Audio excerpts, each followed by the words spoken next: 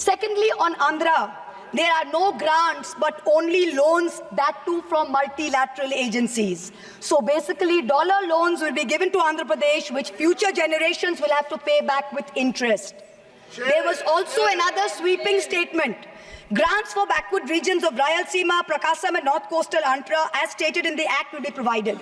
I looked in the entire demand for grants with a tooth comb, with a microscope, and I looked at the expenditure budget. Nothing was provided anywhere. I don't see the intelligent people of Andhra being fooled by this. Priority 4, manufacturing and services. The Finance Minister has devoted an entire section on how MSMEs are a priority. I believe her. Yes, it should be a priority. But I'm very confused. Most medium and small enterprises are either proprietorships or partnerships. Madam, can you please explain why these proprietorships and partnerships are taxed at higher rates than companies? This makes no sense. Is the A-team the only businesses who are sending truckloads and tempo loads? MSMEs are not sending. Is that the problem? And also, the government needs to get rid of the bizarre 29A of the Insolvency and Bankruptcy Code, because it is killing companies that are in trouble. It does not allow promoters to propose a resolution plan. As long as we have this code, promoters cannot propose a resolution plan. We need to get rid of this. Priority 5 in the Finance Minister's speech, urban development. The Prime Minister had said every citizen will get a house by 2022. We are now in 2024 and we are still making allocation for 3 crore more houses. Yes. Can you please tell us how many more houses we need and when it's going to be done? Let's get this over with. 2047. Priority 6, energy security. The less I speak about this, the better it is. Energy security is security for best friends.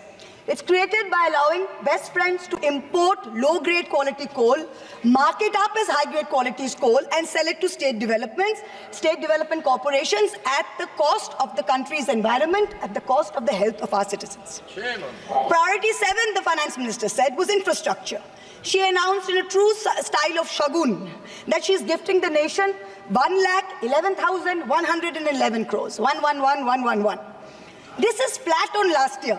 Sadly, most of this will go towards crony capitalists. You'll make roads that have potholes, you'll have airports that leak, you will have bridges that fall out, and the taxpayer will pay for this. The budget speaks of private sector participation. But remember one thing, they bid out 6 airports to one company for a fee to be paid by the government. Then they created a policy that allows the regulator to keep increasing the user development fee. So actually, it's the flying public of India that are paying for this. Priority 8. Innovation, research and development. Grand words. These are just grand words. The Finance Minister seems to have forgotten that most entrepreneurs register their product and software IPs in foreign countries like the US, since IP registration system for patents is a complete failure in our country. Unless you fix patent registration, this is not going to happen. The last priority she talks about is next generation reforms. This is also another Jamla.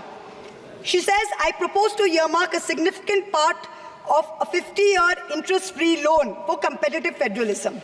So this is double speak. We'll keep this money in our pocket, see through our Jumla and they make a big fuss. We'll have some additional funds to keep them happy and to keep the government going. Finally, I have to mention one interesting fact, and I hope that the Treasury benches will have the patience to hear me out. Please. I wholly agree with the Finance Minister on one thing. The budgets for the CBI and the ED have been reduced this year. And I was wondering why.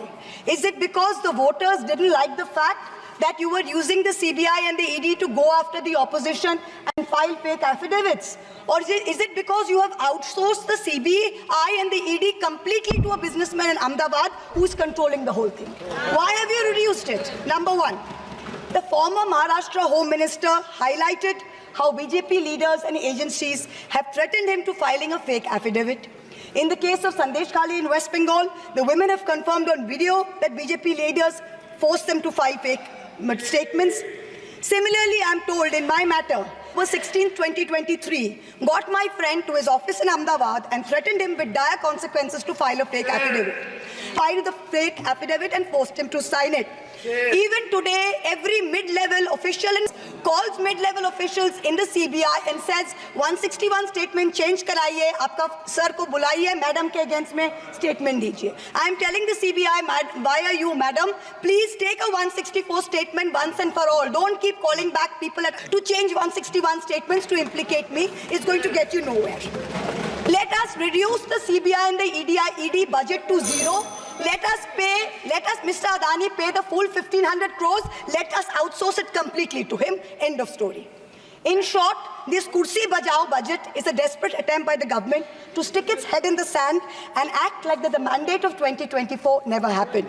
But the coming days are going to prove the instability of this government and the inefficacy of its economic policy. We wait for that day. Thank you very much, madam. Thank you.